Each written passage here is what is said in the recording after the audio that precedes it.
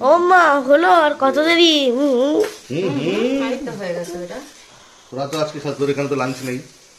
তো আজকে লাঞ্চ হবে না বাবু। আজকে কিন্তু রিও জিজ্ঞেস করেনি লাঞ্চের মেনু কি, কেন বলো তো? কারণ এখানে রিও লাঞ্চ নেই তাই।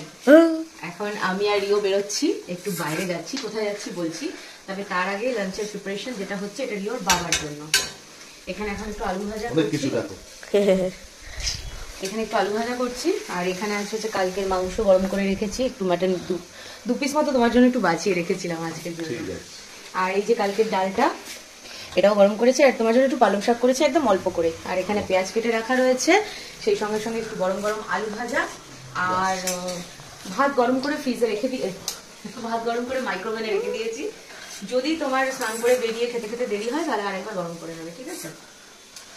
আর আমি আর রিও এখন যাচ্ছি হচ্ছে আমার এক বান্ধবীর বাড়িতে, সেখানে আরো এক বান্ধবী আসছে তার মেয়েকে নিয়ে। আর আমাদের তো মায়েদের শান্তি নেই, নিজেরা একটু রিফ্রেশমেন্ট করা মানেও সেখানে ছানাপোনা গুলো যাবে, তো ঠিক আছে 4-5 ঘন্টার জন্যই যাচ্ছি, কালকে আবার রিওর পরীক্ষা আছে, আর এখন মোটামুটি 1:30 বেজে গেছে, যেতে যেতে 2টো বেজে যাবে, তারপরে ওই ধরো 6টা-7টা অব্দি একটু থেকে চলে আসবে, কারণ তারপরে ওর ম্যাম আসবে আবার ওকে পড়াতে, কালকে আবার ওর এক্সামও রয়েছে, আর এরপরে আবার বান্ধবীর সমস্যা হবে, ও আবার এক জায়গায় যাবে, সেই জন্য বলে চলো আজকেই আমাদের একটু মাঝে মাঝে না এই দেখা সাক্ষাৎটা না করলে ভালো লাগে না, এটা একটা রিফ্রেশমেন্টের কাজ করে। তো ওখানে গিয়ে আমরা আজকে লাঞ্চ করবো, আর ওর বাবা তো বাড়িতে থাকবে, ওসব গুছিয়ে রেখে দিয়েছি।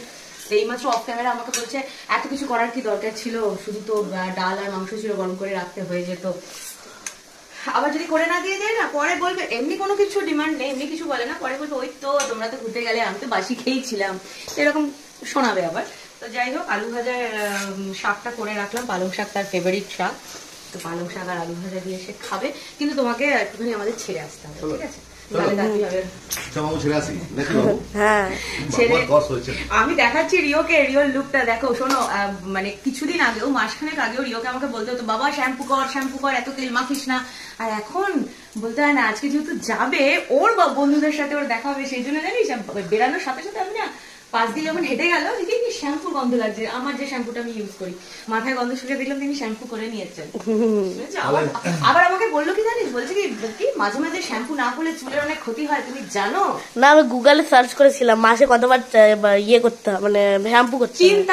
চিন্তা করো ওদের বয়সে আমরা মানে গুগল মা মেরে না মা মেরে ডান্ডা দিয়ে মেরে ঠান্ডা করে দেবে যদি এরকম গরম গরম শ্যাম্পু করতাম।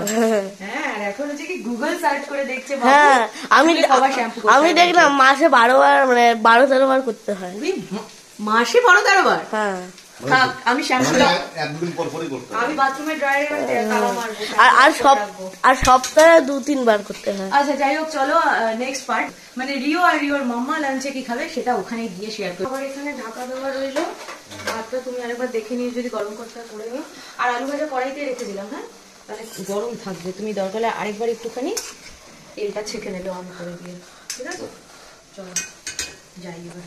বাবুকে রেখে যাও। একদম না, তুই আমার কাছে থাক।